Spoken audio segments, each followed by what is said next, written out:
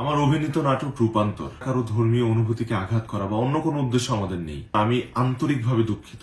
আমি নিজেও একটা মুসলিম পরিবারের ছেলে।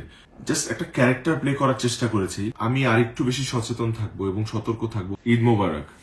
আশা করি সবাই ভালো আছেন এবং নিজের পরিবার নিয়ে খুব সুন্দর করে ঈদ কাটিয়েছেন। এই ঈদে আমার বেশ কিছু নাটক রিলিজ পেয়েছে এবং প্রথম দিন থেকেই খুব ভালো ভালো রেসপন্স পাচ্ছিলাম আপনাদের।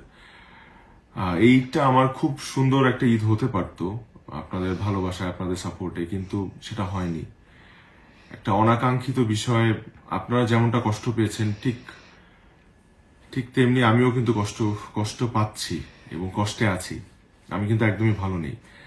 সো আপনারা এটা বুঝতেই পারছেন, কারণ আমাকে অনেকেই আমার শুভাকাঙ্ক্ষীরা মেসেজ পাঠিয়েছে এবং সাপোর্ট দেওয়ার চেষ্টা করছে। হয়তো আমার মানসিক অবস্থার কথা তারা বুঝতে পারছে। এই কারণে আমার মনে হয়েছে আপনাদের সাথে কিছু কথা বলার দরকার আমার অভিনীত নাটক রূপান্তর, এটাকে ঘিরে যে ধরনের বিতর্ক তৈরি হয়েছে সেটা একদমই আনএক্সপেক্টেড। এই নাটকের মাধ্যমে আমরা কারো ধর্মীয় অনুভূতিকে আঘাত করা বা অন্য কোনো উদ্দেশ্য আমাদের নেই। আমি নিজেও একটা মুসলিম পরিবারের ছেলে। তো আমি জানি আমি কতটা ধর্মকে বিশ্বাস করি, আল্লাহকে কতটা শ্রদ্ধা করি। তো এই নাটকের মাধ্যমে আমরা কোনো কিছু নর্মালাইজ করা বা কোনো কিছু স্ট্যাবলিশ করা বা প্রমোট করা, এরকম কোনো উদ্দেশ্যই আমাদের ছিল না। জাস্ট একটা ক্যারেক্টার প্লে করার চেষ্টা করেছি এবং সেটার মাধ্যমে এতগুলো মানুষকে আমি কষ্ট দিয়েছি। সেটার জন্য আমি আন্তরিকভাবে দুঃখিত এবং আমি মনে প্রাণে আপনাদের সবার কাছে আমি দুঃখ প্রকাশ করছি।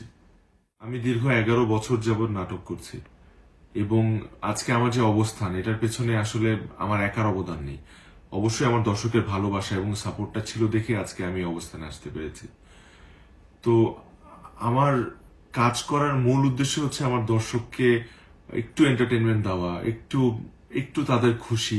এই কারণে আসলে এত কষ্ট করি আমি।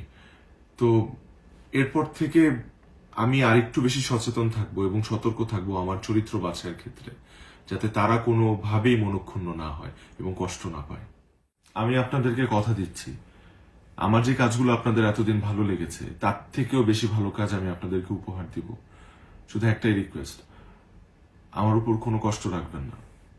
আমার জন্য দোয়া করবেন এবং সবাই ভালো থাকবেন। I love you all.